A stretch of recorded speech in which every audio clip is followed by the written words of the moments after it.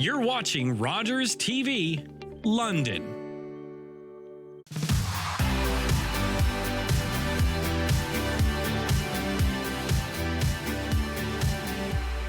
Welcome to the What's Up London show. I'm your host, Jennifer Slay.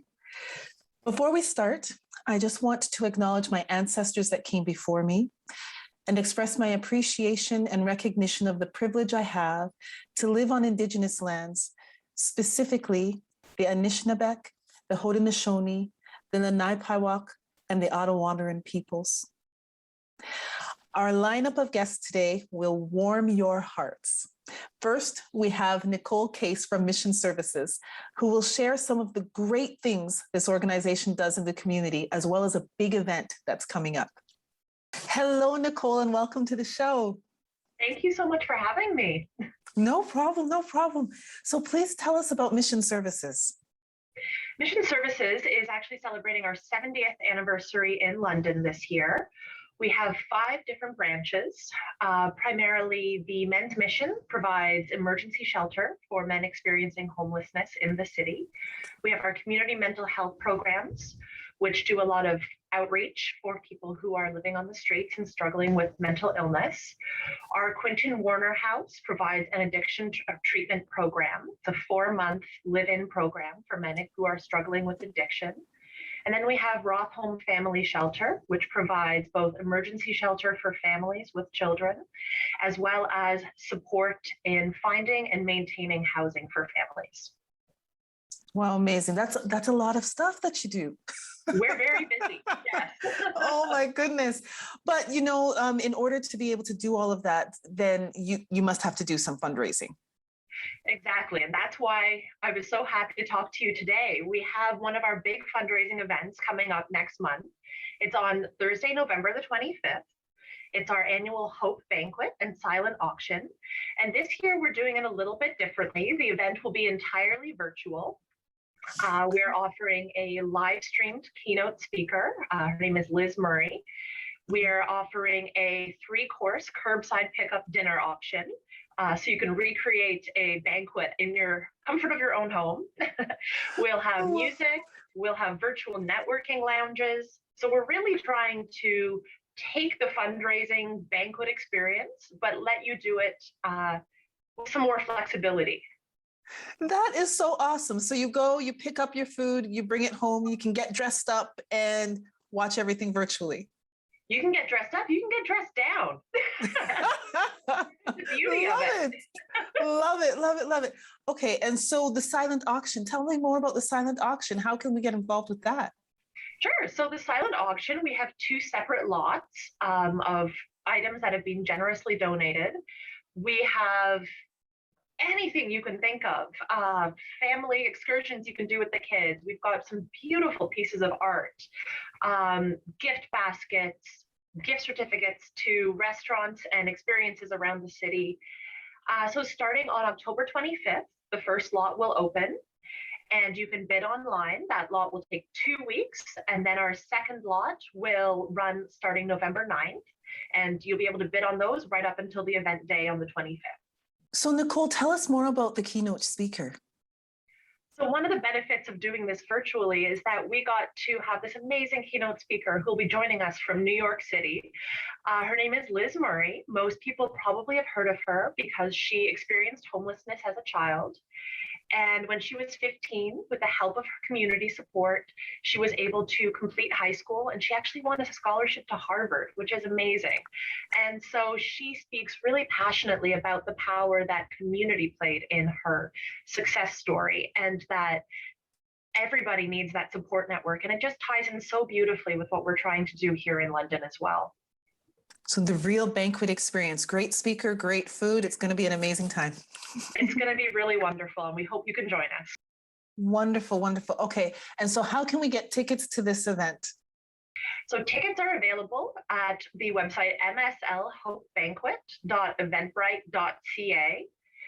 If that link is too long to remember, you can just go to the Mission Services website and you should see the event is right there on the homepage. Wonderful. That's amazing. And last question, how can Londoners support Mission Services after this event takes place? Of course. If you go to our website again, you'll see lots of different ways that you can give. We run campaigns throughout the year, and your donations are truly appreciated and critical to all of the work that we do here. Right. And it's not only monetary, right? People can drop things off at the admission services over on Horton Street. Yes, we're on just at York and Rectory, just kind of kitty corner from the fairgrounds. And yes, our mission store is not just a thrift store, but we have a big donation center there, massive warehouse. And those items not only go to the thrift store, but we also run some outreach programs that provide those items to participants in our program. So either families or individuals who might be living on the street or elsewhere, they can come and they can receive items for at no cost from the mission store. Wonderful. Well, thank you so much for being here, Nicole. Really appreciate your time and looking forward to the event. I think it's going to be really good. So yeah, we're very excited about it. So thank you so much for having me.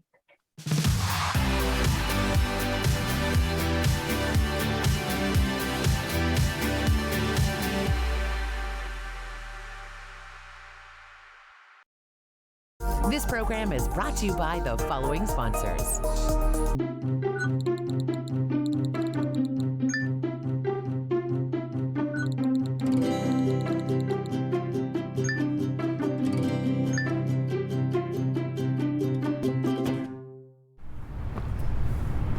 I did it. I need it. A hero gave it. And I am alive. As an organ donor, you can save up to 8 lives and enhance the lives of 75 others. Please go to our website. Pledge a gift of life. You'll be glad you did.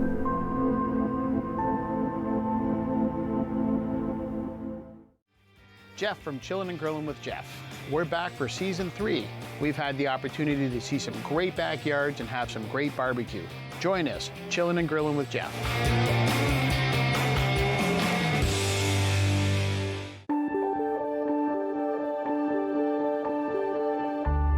You're watching Rogers TV.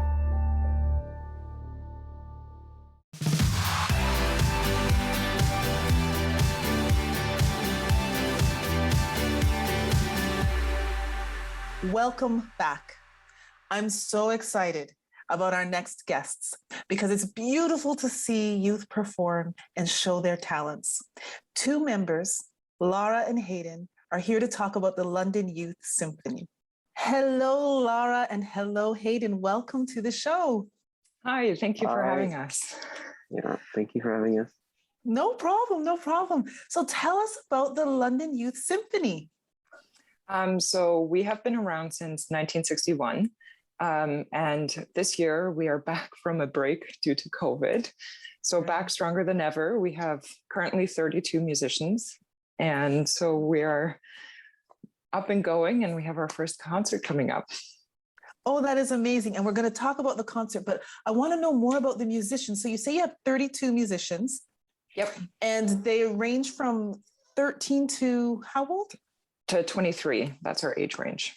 Oh, that is amazing. That's wonderful. Okay, so now tell us about the concert.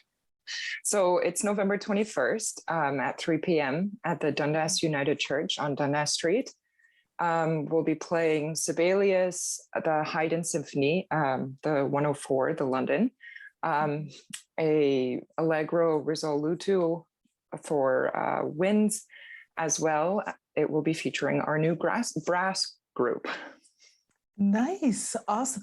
Okay. And so do you have enough musicians? Are you looking for musicians? Yeah, so we are still actively looking for strings, so violins, cellos, basses, violas, and then we still are looking for horns. So if you play any of these instruments, please join. Well, what are the qualifications? How can somebody audition? So you can just message or email the Youth Symphony, and you'll have to do an audition playing a piece that you've prepared, as well as 2 audition excerpts. And it's about an RCM level 7 or 8. Okay. But email us, even if you think you might not be ready, and we will see what we can do. Hayden, tell us a little bit about your experience with the London Youth Symphony. Right. So I joined the symphony 4 years ago, and it's been such a great, amazing experience. I've learned so much, just being able to play alongside such talented musicians and such advanced ensemble pieces.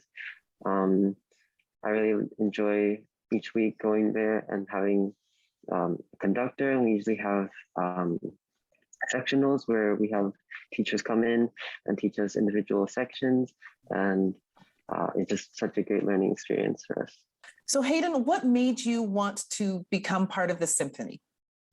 Well, when I first got into violin, I had like a few friends that also joined it, and I was just looking to find new friends and then be able to sort of have connections within the musician community. It's just really a great opportunity to meet new people, and they're all wonderful musicians.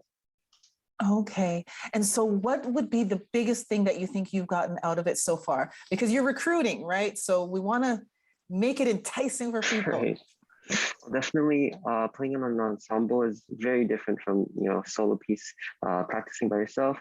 And I feel like being able to play in this ensemble just sort of lets you know how you have to listen to other people playing. You have to look at the conductor. It's just a lot more things you have to focus on at one time. It helps you multitask. Yeah. Oh, that is amazing. That's wonderful. I love seeing youth just showcase their talents. And so you have the event coming up in November. Do you have other events as well scheduled? Yeah, so we have 2 more concerts, one in February and one end of April, beginning of May. We don't have the pieces selected yet. We're still kind of figuring out how COVID will play out. But we will have 2 more concerts, and we will also be playing part of the Youth for Christ fundraising gala. We'll have some musicians there as well. Wonderful. Okay, so remind us again of the event coming up in November. So it's November 21st, and our big feature symphony is the Haydn number 104.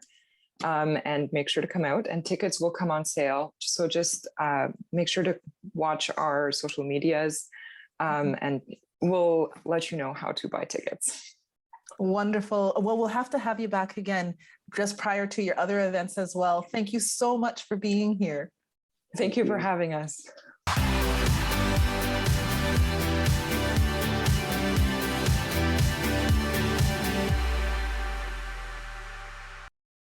This program is brought to you by the following sponsors. Huron Flooring offers a vast selection of pre-finished hardwood floors in a variety of colors, textures, widths, and finishes. We also provide resanding and refinishing of your existing flooring and stairs. Visit us at Huron Flooring, 782 York Street in London. Hey, what's going on, everybody? Tyler Fines, host of Off the Puck Hockey on Rogers Channel 20. We interview some of the biggest names in hockey and sports. Check us out, Rogers Channel 20, Off the Puck Hockey. Let's go.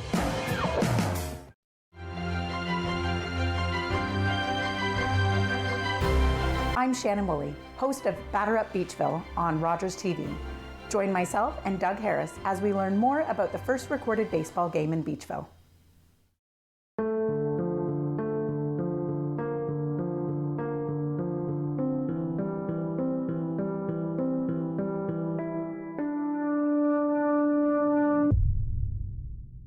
Blood in the urine is the most common symptom of bladder cancer.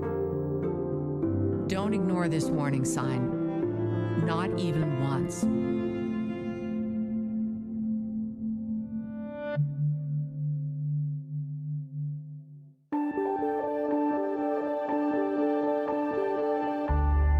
You're watching Rogers TV, London.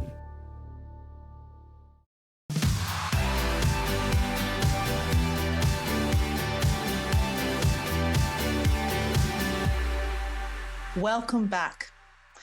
Epilepsy South Western Ontario enhances the lives of people who are affected by epilepsy by providing a network of services that educate, support, and build community awareness.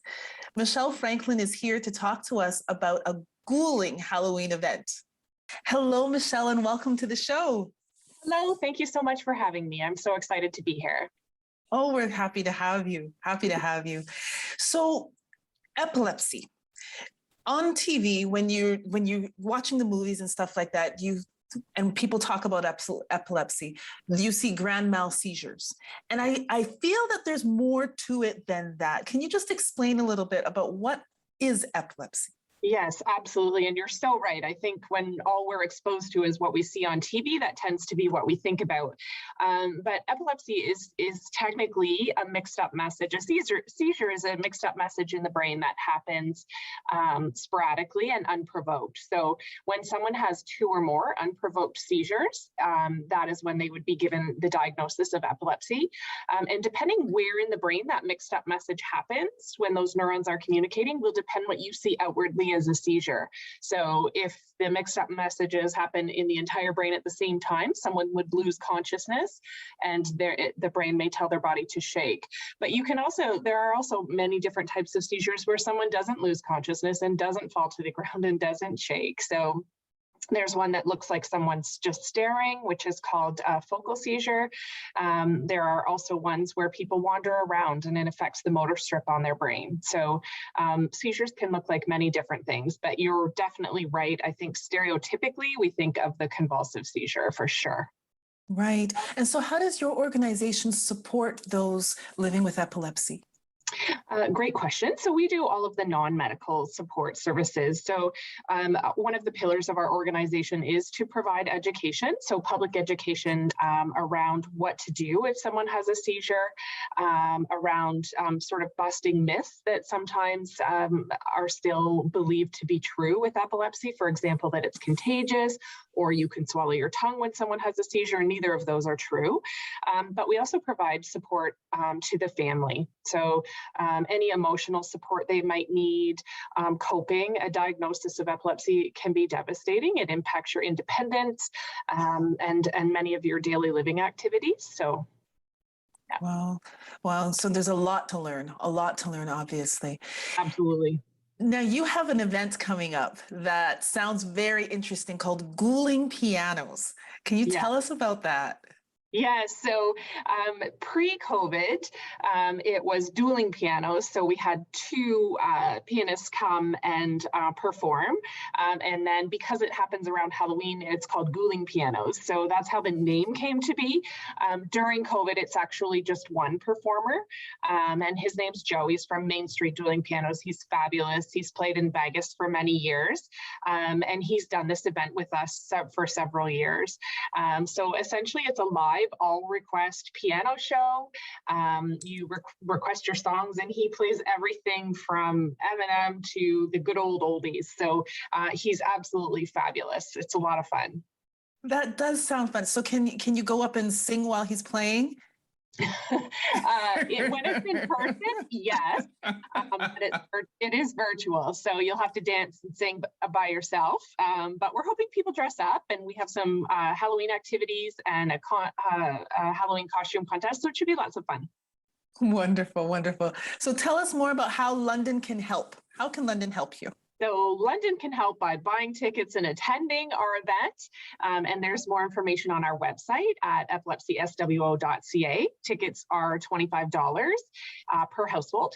And then you can also buy a goodie box, which includes some beer and a pizza and some Halloween treats for $25 as well. And London can also help if they know someone living with epilepsy. Please mention our organization and have them reach out. We really don't want people to feel like they're living alone. Epilepsy impacts 1 in 100 people. It's very common. So we just want to build a community of support and inclusivity around people living with epilepsy. Thank you so much for being here, Michelle. So appreciate the information and looking forward to the event. Thank you. Thank you so much. Enjoy your day.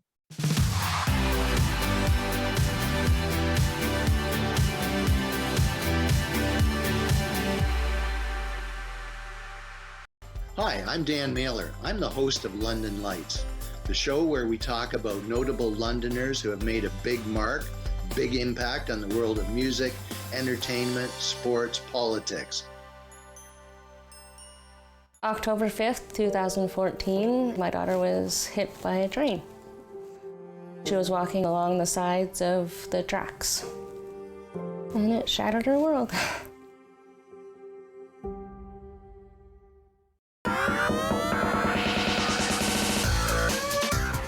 Taylor, Director of Hockey Development with Ontario Minor Hockey. Today we're looking at agility skating. Edge control is crucial to developing overall skating skills. Keep the knees over the toes with feet together, with both skates on the ice. Use the inside and outside edges to slalom using tight, sharp turns, pushing through the heels. Do the same movement backwards, this time pushing through the balls of the feet. Weaving on one leg allows players to feel the inside and outside edges of their skates. Create propulsion and speed by putting weight on and off the glide leg. When weaving backward, it's necessary to place pressure more on the toe in order to maintain balance versus pushing pressure on the heel when going forward. Check out more Chalk Talk episodes on Rogers TV and more drills and resources at omha.net. Very good.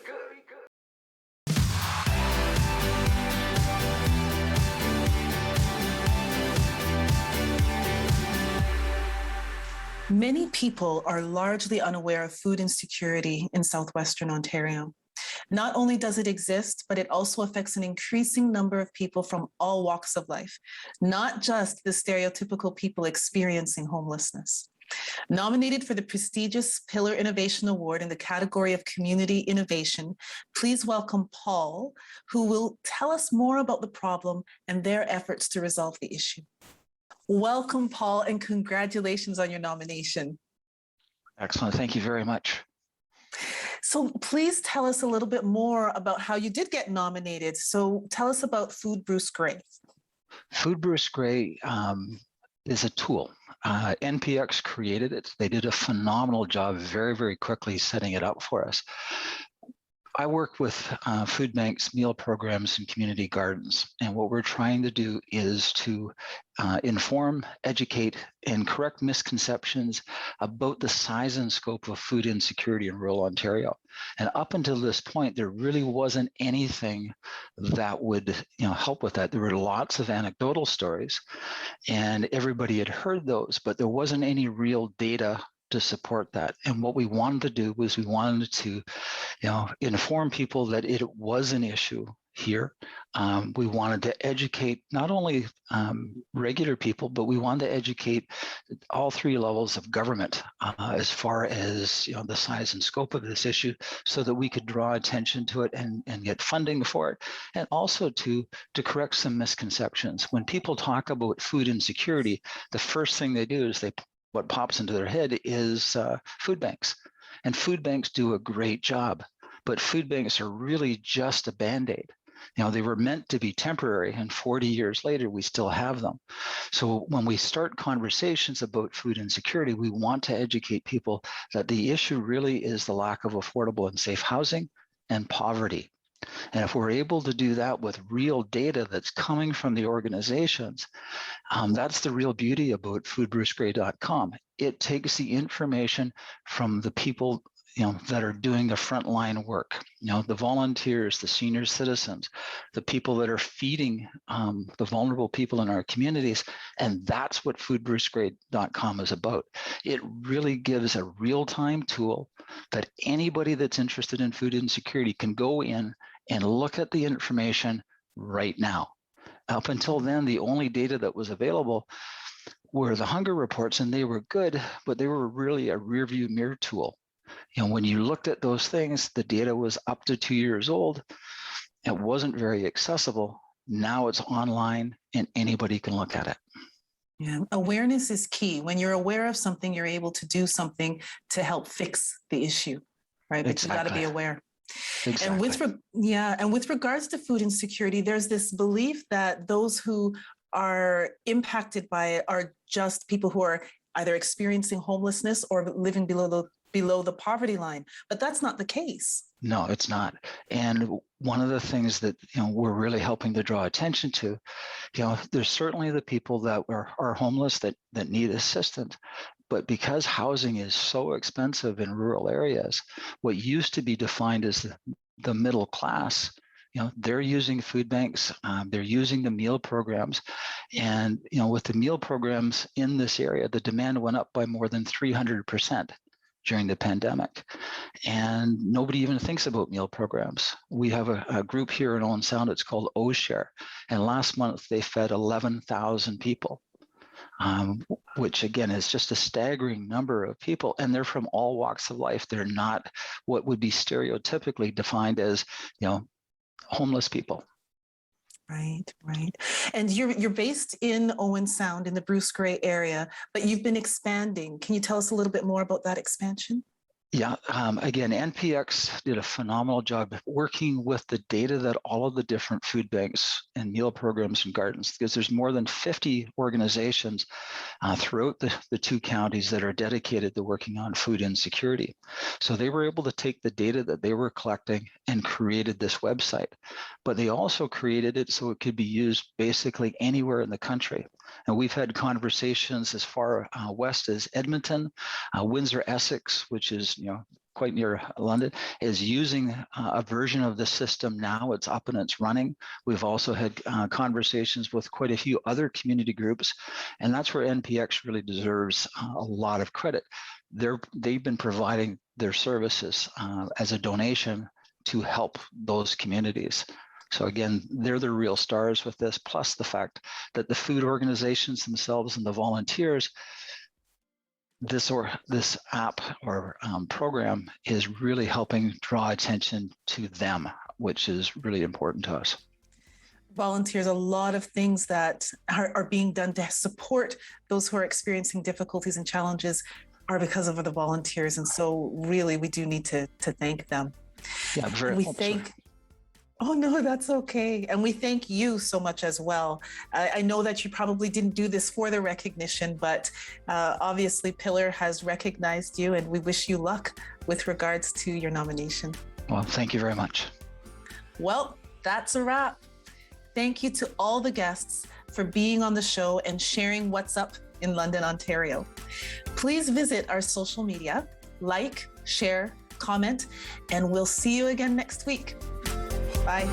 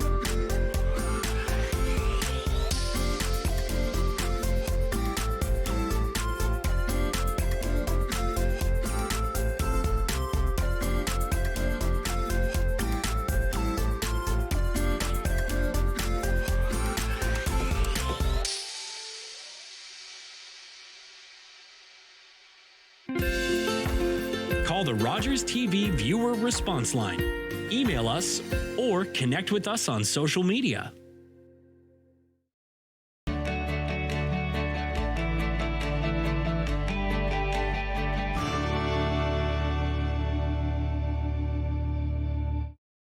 Wednesdays at 7:30 p.m., it's the RTV quiz.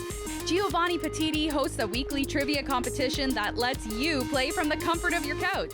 Play along at home and challenge your friends. And don't forget to follow along on social media. Let us know who's top of trivia, and you can find yourself featured on a future episode. Are you kidding me, folks? The RTV quiz, Wednesday nights at 7:30 p.m. on Rogers TV or at rogerstv.com/RTV quiz. The deadly second wave of COVID-19 is devastating India. The situation is only going from bad to worse. The virus is spreading so rapidly, leading to people dying on streets. Your help is urgently needed. Your gift to the Humanitarian Coalition today will bring life-saving aid that is desperately needed. Please call the number on your screen or donate online now at together.ca. That's together.ca. The Humanitarian Coalition. Together, saving more lives.